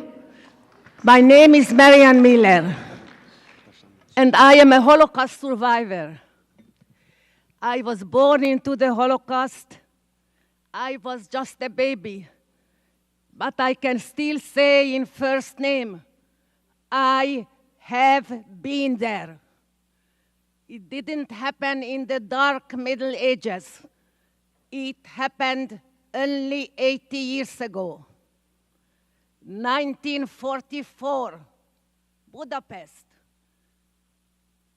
A long march of mothers with their babies in their arms in a freezing cold night in December. My mother is in this marched with me in her arms. And then she did something with a sudden movement. She tore off the yellow star, ran out of the line, and found a shelter under a gate. She saw that nobody had seen her, but a young Nazi ran after her, pointed his gun at her chest. Did you run out of the line? This march was meant to be the railway station, destination Auschwitz. Now I am going to kill your baby, and then you will join the line again. There was no point to ask for mercy. These people didn't have one cell of humanity left in them. All my mother had was a gold wedding ring, so thin it had no value. They didn't take it away from her. She said, with fire in her eyes, like she wanted to hypnotize this young Nazi, "Look, you can have all the jewelry in the world, diamond, gold, silver, but you murder people and take them away. Take this ring. It is shining. It is for the life of a mother and her baby. Take it. You will need it. The day of judgment will come. You will be asked, where did you get all this jewelry, diamond, gold?" And you will have to answer, "I murdered people and took them away. Take this ring. It is shining. There is no blood on this ring, only blessing. Take it. Nobody saw me, only you. Take the ring." The young Nazi was turning the ring around his fingers. Maybe that in that moment he was attached to the one cell of humanity and mercy. And in that moment, my mother ran away with me in the darkness. He didn't run after her. She went through many, many things like that. I was crying when I was afraid of the bombs flying around me. And then she told me, "Don't be afraid of bombs. Bombs have soul. They don't kill children." And in these days, it was true. Bombs had more soul than human beings. One day, this is the only episode I just would say, she had to cross a bridge. And if a single woman crossed this bridge, she would be asked for certificates, which she didn't have. This would mean to kill her right on the spot. She was standing 3 hours to wait, to look for good eyes. 3 hours she had to wait. And then she met someone she thought she found the good eyes. She asked him, "May I put my arm in yours and cross the bridge with my child?" And the man with the good eyes said, "Put your arm in mine." They crossed the bridge. She said, "Thank you." And he told her, "Take care of yourself." All our lives, we always are looking for good eyes. They should be more than one person. My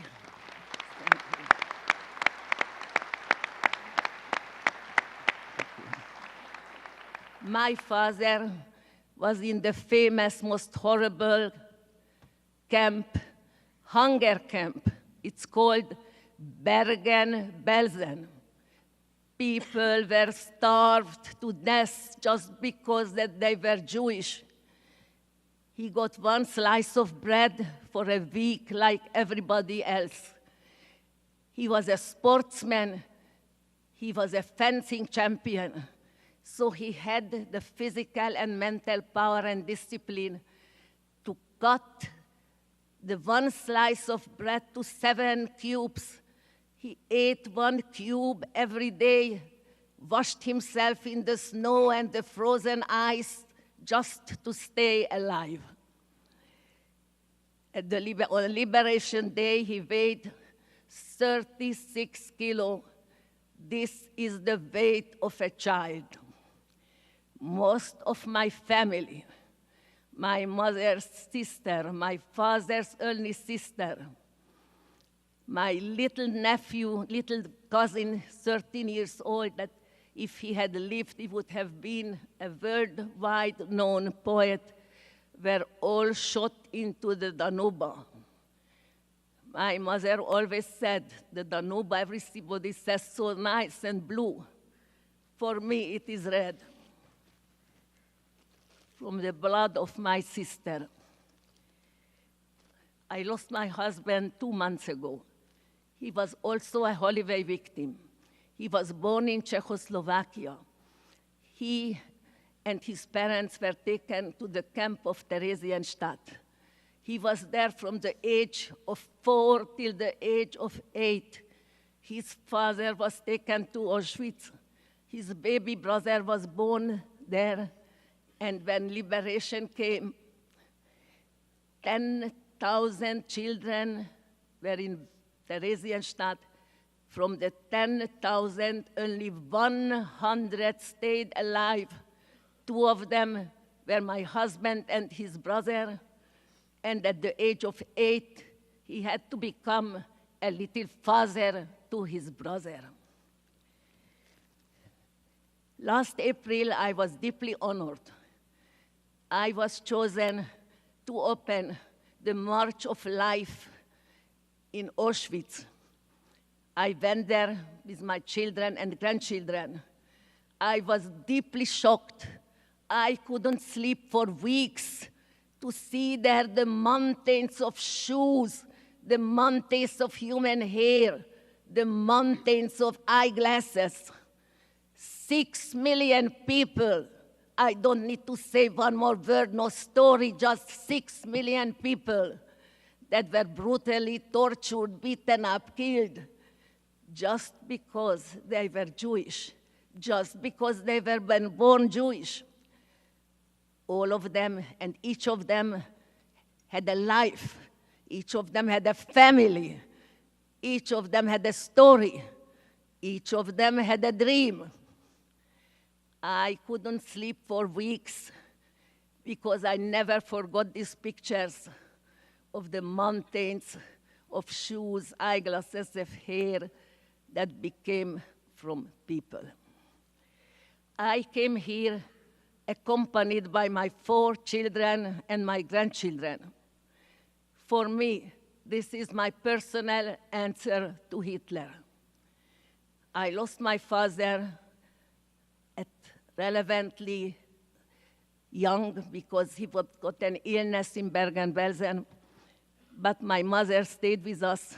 The heroine helped me to raise my children, and when she died, we were all around her, and I felt that God sent a beautiful carriage in the colors of pink, white, blue, and silver, with 6 white horses that they took her to heaven. And she's there to guard us because mothers don't leave. They just change address. And I want to say a message to the world. I came here with a long flight to represent the 6 million people that they don't have a voice and don't have a life. And also, I may represent a very weak sector of society. They are getting sicker, more ill, more weak. The remaining Holocaust survivors that are dying out day by day. And I again say, the most horrible thing in the Holocaust is that it didn't happen in the Middle Ages, but happened only 8 years ago, and people are still alive to tell and witness. The story was true. This unbelievable story was true. I have a message, and that's why I came. I want to tell the world that God has created mankind not to hate, but to love. Rule the world with love and not hate. Hatred is terrible. And find the goodness, find the good eyes. You can always change the world for a better one. And I want to ask forgiveness of the 6 million that can't be here, and remember all of us that this thing should never, never happen again, because God didn't create us to hate. Mankind has been given only a few decades, a few times 10 years to live. Don't waste it on hatred. Help other people, if I may say to the world with good eyes and good heart, who have heart and children, help us to bring our hostages back. Please do it. And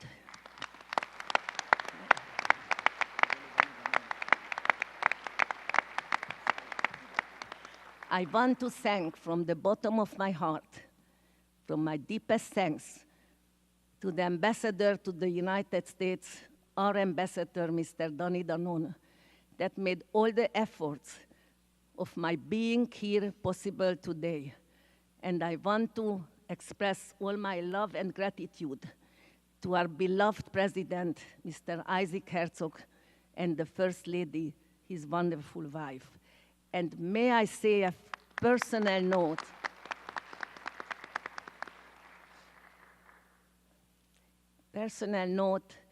My mother helped to raise my children, and they loved her so much that she lived as a queen, not economically, but in the love she got.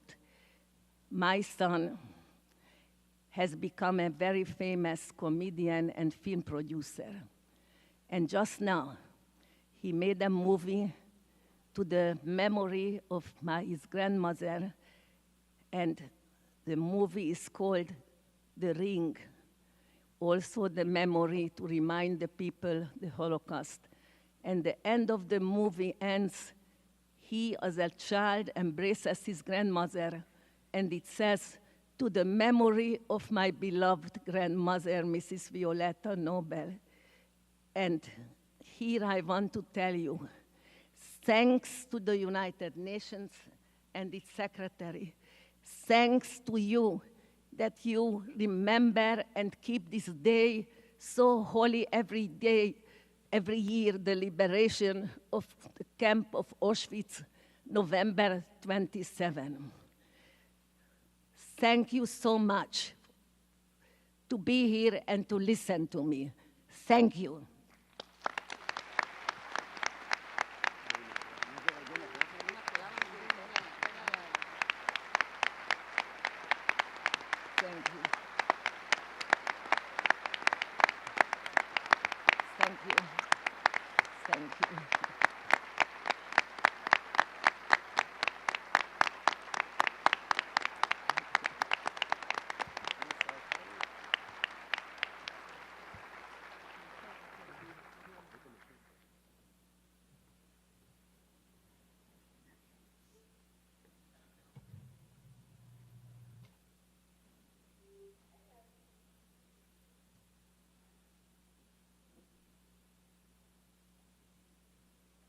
Thank you very much, Ms. Mueller, for your courage and your strength and for that most moving personal account of your story.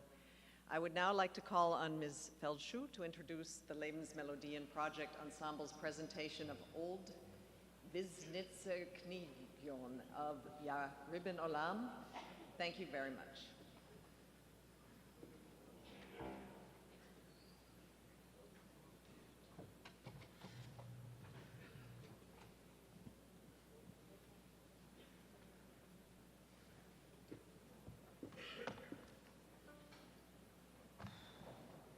Mr. Mialesko and Ms. Muller, you pierce our hearts.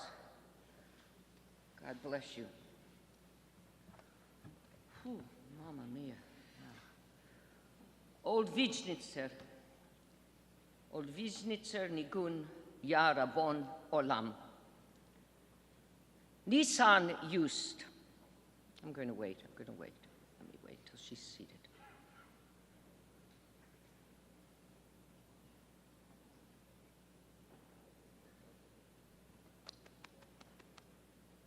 Thank you, Toda Rabba.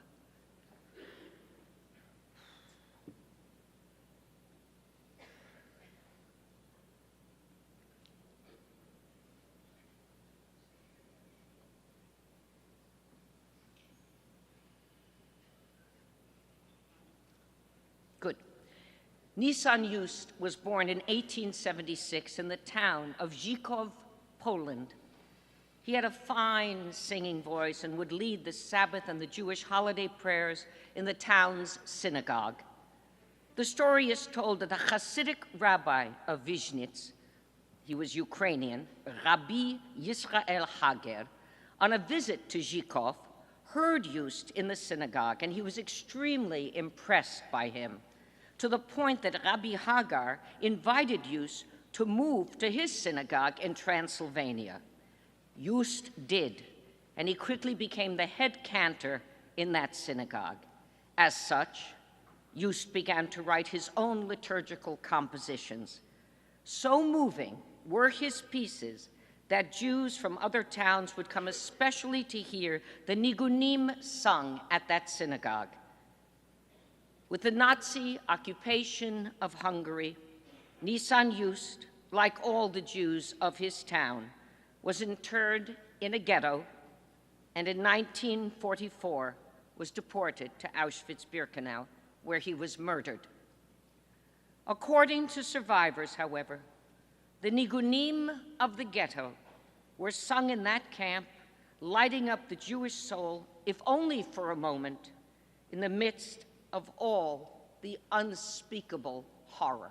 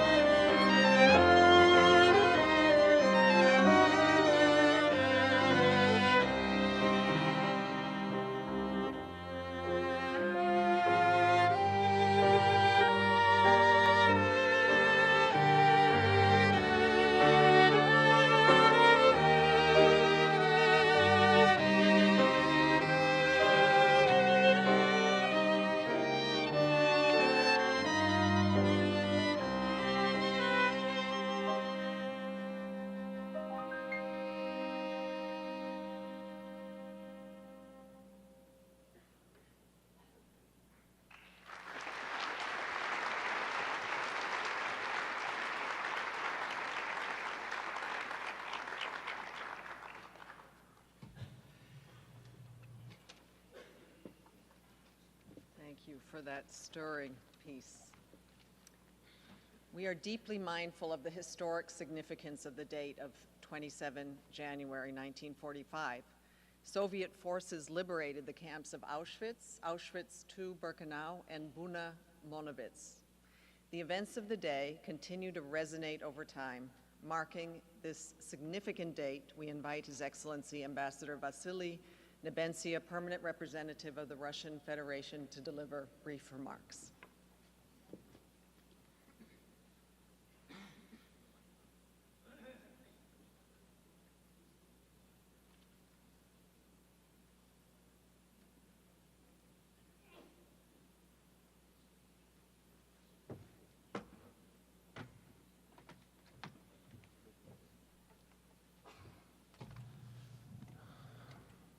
I will speak in Russian.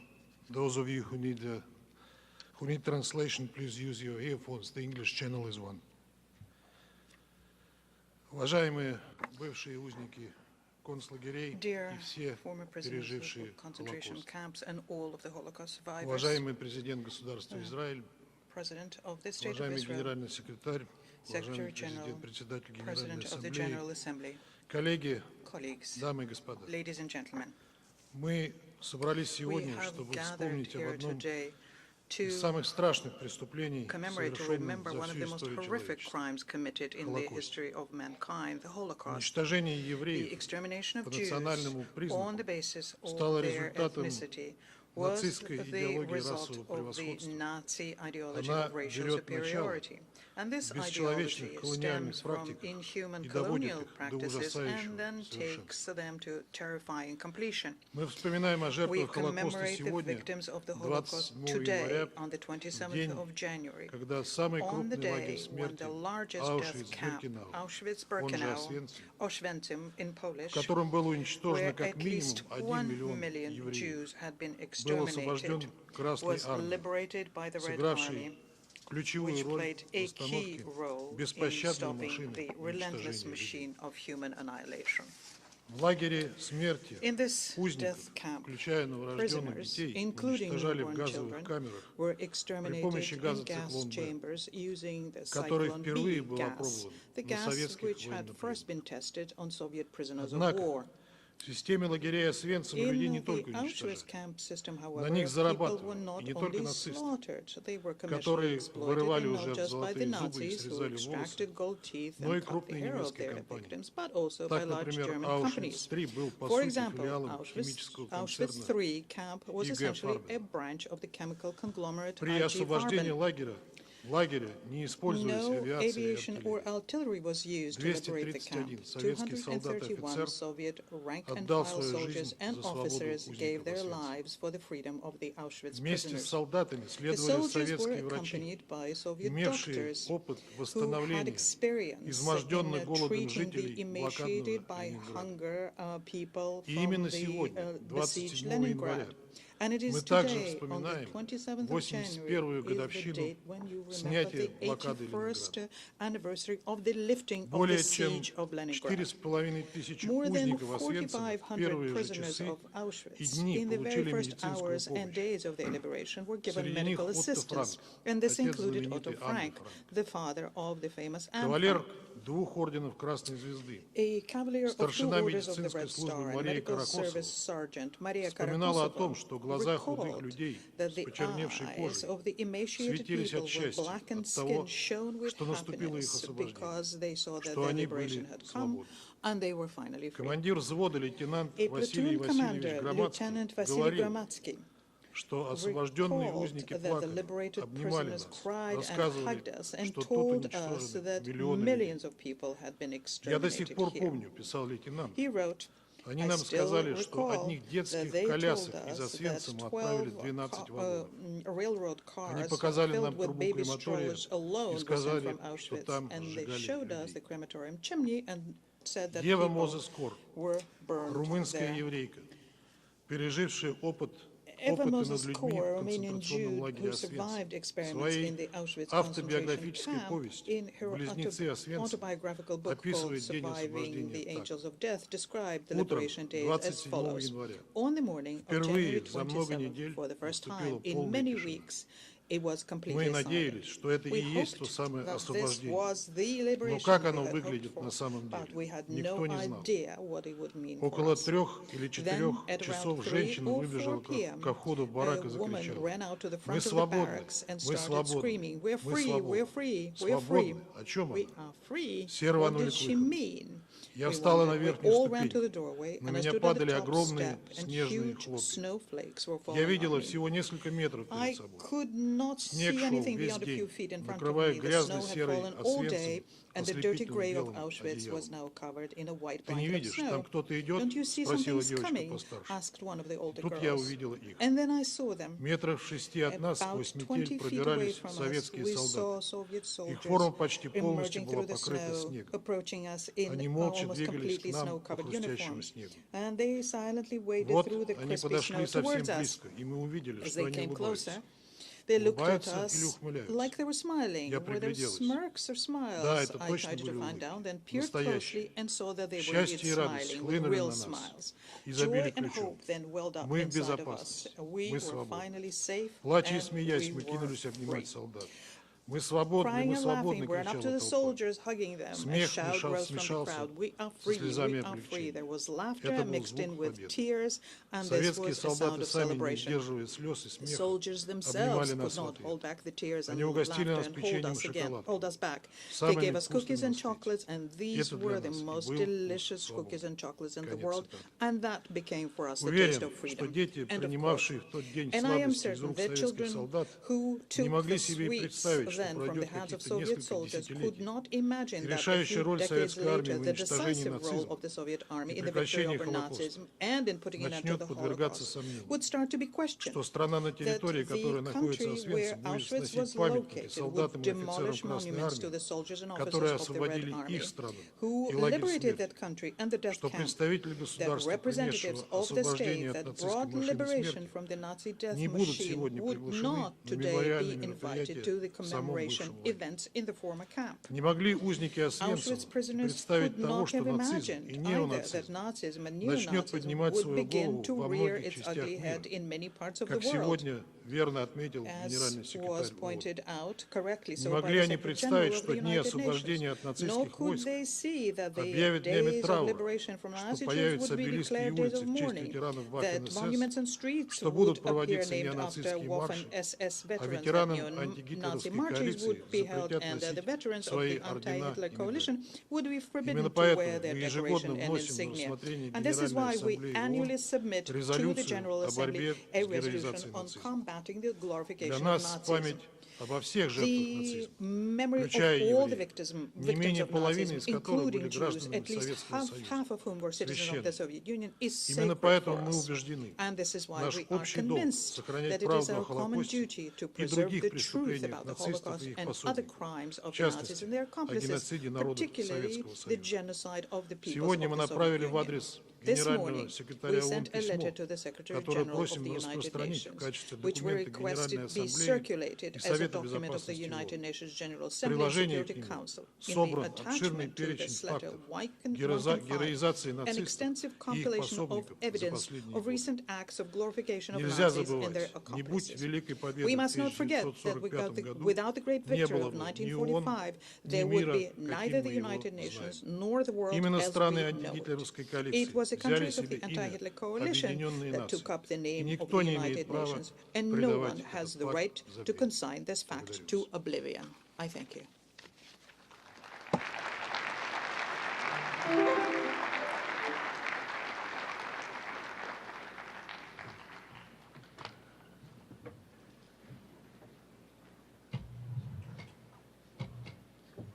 Thank you, Ambassador Nebenzia. Dear friends, the Holocaust devastated communities across Europe and had a profound impact.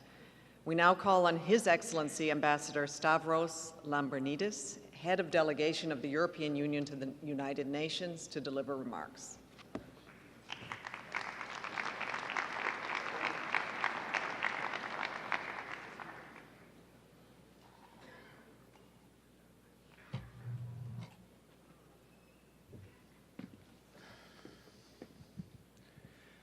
Excellencies, ladies and gentlemen, dear friends, I stand here before you as the ambassador of the European Union that rose from the ashes of the Second World War and of the biggest human rights violation in recent history, the Holocaust. By choosing to unite at the heels of that horror, we pledged above all else never to allow ourselves either the desire or the means to ever again perpetrate such atrocities. In memory of the victims, we joined forces to make such moral and material self-destruction unthinkable in Europe or anywhere else in the world. To turn an unprecedented labor of hate into a labor of love. Even today, 80 years to the day since its liberation, the name Auschwitz-Birkenau is shorthand for one of the darkest periods of human history, a monument to that hate. On behalf of the European Union, I honor the survivors we heard from today. You are our connection with all the lives, the loves, the dreams interrupted there, of all those whose bodies may have perished in the Holocaust, but whose memory is everlasting. Jewish people in the millions, but also all others vilified and murdered simply because of who they were or what they believed in. Friends, as wartime memories fade and first-hand testimony becomes ever more precious, we are all called upon to be guardians of that memory. This means standing together against Holocaust denial, disinformation, conspiracy theories, distorted versions of history, including modern history, and above all, the repeat of such violence, such aggression, such inhumanity, such lawlessness in our world today. It also means working every day to keep fighting anti-Semitism and all other types of insidious discrimination in our own societies and around the world. This collective memory should be a spur to action to defend those universal human rights in their entirety as our shared inheritance. Because one big lesson of the Holocaust is that silence is complicity, and it is also dangerous for each and every one of us. We are all expendable when it comes to the whims of authoritarianism. In the words of Pastor Niemöller, then they came for the trade unionists, and I did not speak out because I was not a trade unionist.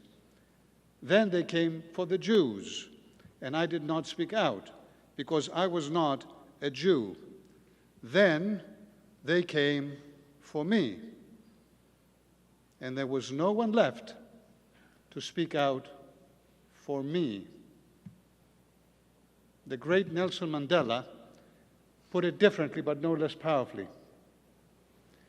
No one is born hating one another, he said. People must learn to hate. And if they can learn to hate, then they can be taught to love.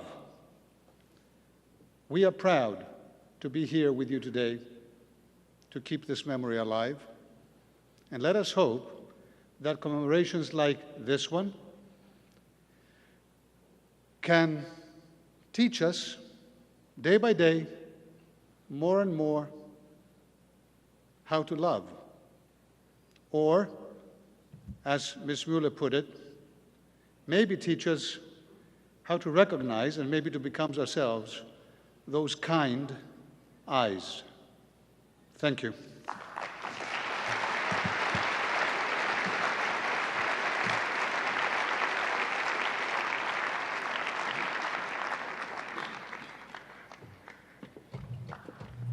Thank you, Ambassador Lambrinidis. And I now call on Mr. Antonio Guterres, the United Nations Secretary General, His Excellency Mr. Philemon Yang, President of the 79th Session of the General Assembly, His Excellency Mr. Isaac Herzog, President of the State of Israel, Ms. Ginger Lane and her daughter, Ms. Beth Lane, Ms. Marianne Muller and her son Jonathan Muller, as well as Mr. Dumitru Muclescu and his great-niece Isabel Tiber-Reich, to lead us in the lighting of the memorial candles. As the memorial candles are lit, we invite you to light the small candle that you have in front of you. Thank you.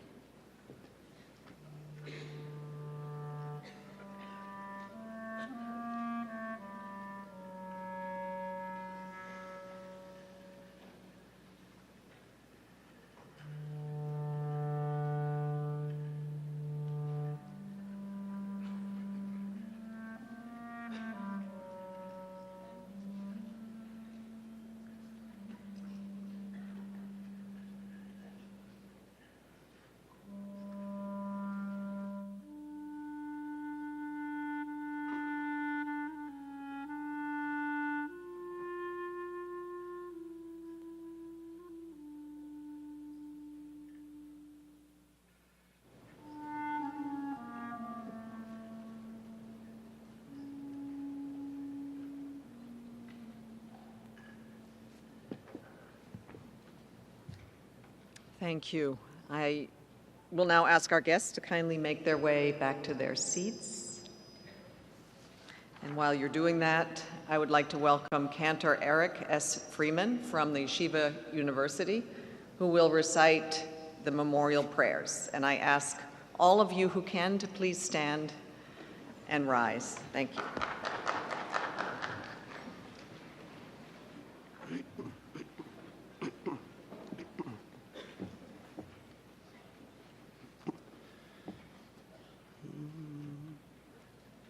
El Molei Rachamim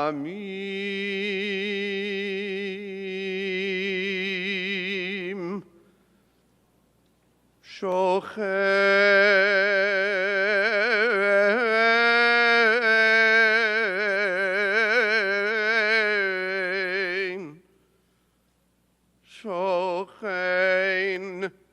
Pameromim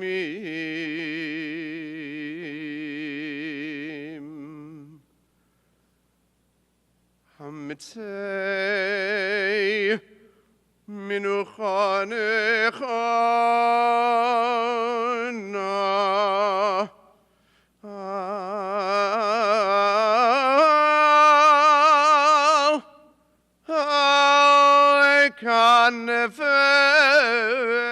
Al-Kanefei Al-Kanefei Ashechina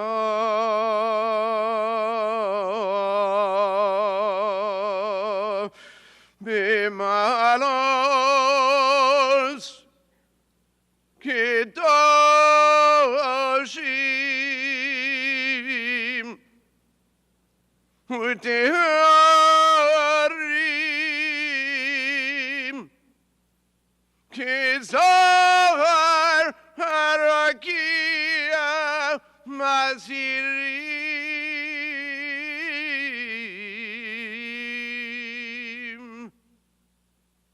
Lenishmos Sheishes Millionei Yehudim Chalelei HaShoah b'Europa Acheinu Yachiuseinu Anoshim Noshim v'taf Shehomsu V'shenergu V'shenishchatu V'shenitbiu V'shenechneku V'shenisrafu chayim Al Kiddushas Hashem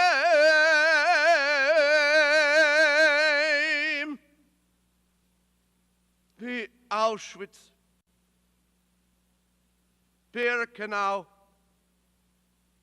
Majdanek Treblinka Sobiבור, ufshar machanos amoves, machanos harikuz, והגטוס באירופה, על ידי הצוררים הנאצים בעוזריהם.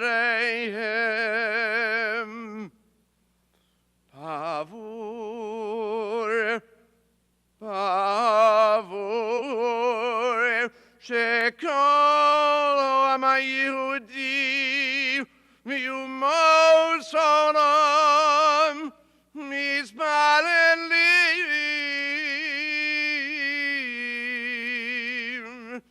לעילוי נשמותיהם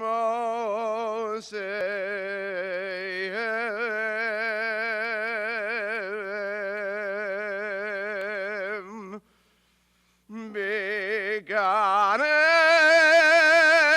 עדן תהי מנחסם.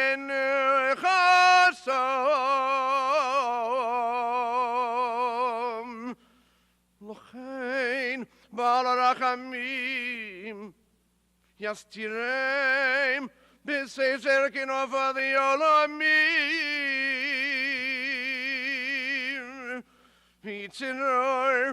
בצרור החיים את נשמותיהם. אדוני הוא נחלתם,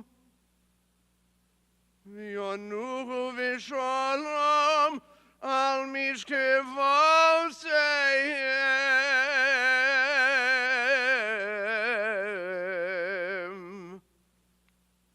ונאמר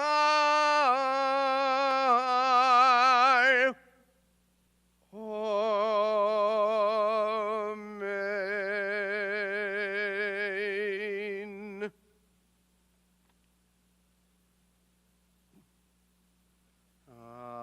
אני מאמין, אני מאמין, אני מאמין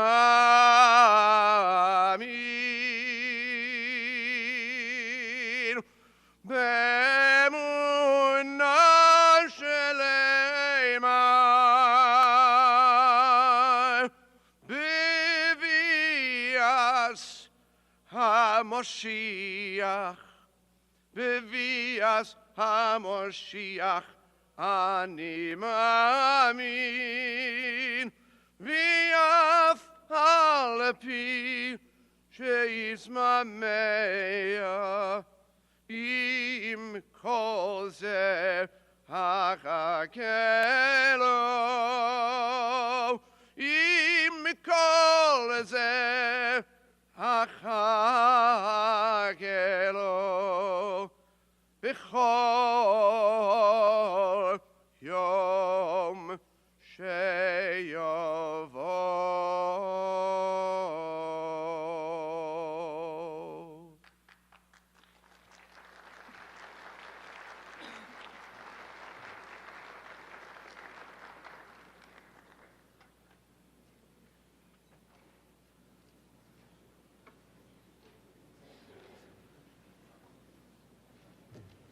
Thank you, Cantor Freeman. And as we come to the close of our observance today, we turn one last time to Ms. Feldschuh, the Lebensmelodien Project Ensemble for the last dance.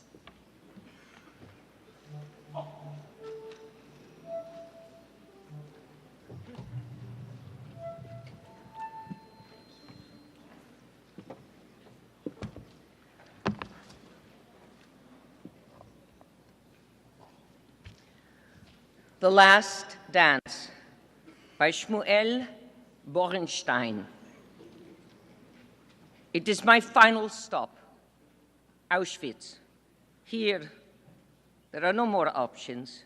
Here, all stratagems end. Here, the reckoning begins. Here, all is taken away. And here, I stand in an open field, robbed, despoiled, degraded, with nothing left in this world. May the earth of Auschwitz open and swallow me alive, I pray in my heart. And with a sudden gust, a storm erupts deep inside my soul, jolting me out of my torpor, and I begin to dance. I dance naked. I dance from within my shame. I dance silently. Only my legs are lifted. My hands, they stretch. They stretch toward the heavens. My eyes are closed, but in my mind, an inner flame is kindled. Believe me, this is not some made-up story. It was a dance that may have gone unnoticed in the mad chaos of Auschwitz. It was a dance of someone who had nothing left and was therefore completely filled with the passion of sublime communion with the divine. I cry out as if terrified by the sound of my own voice, so then I suddenly go silent, and with wide and blazing eyes that look like embers bursting into flame beneath the mounds of ash, I realize it is my eyes that give away my secret, that I, Shmuel, I am the dancer.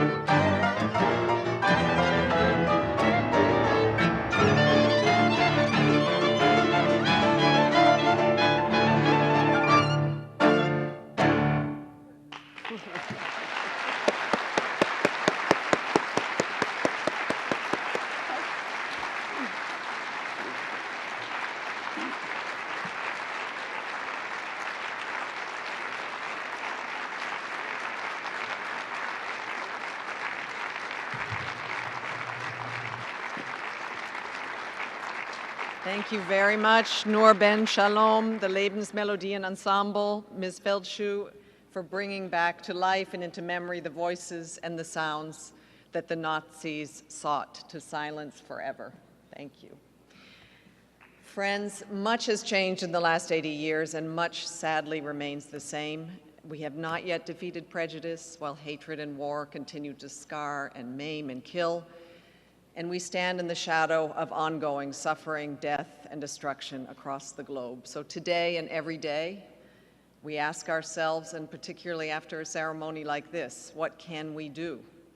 What remains is the imperative to remember the history, to keep the voices and the memories alive. And we hope that we have done that with dignity in this ceremony. We will end our observance with a pledge to those who were murdered and those who survived to continue to tell the history.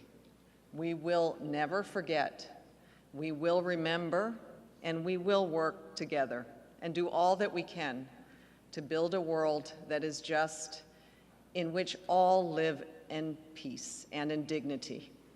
Thank you for joining us today. May I please kindly ask you to remain in your seats until the dignitaries and the survivors have left the hall. Thank you so much for joining us, and be well.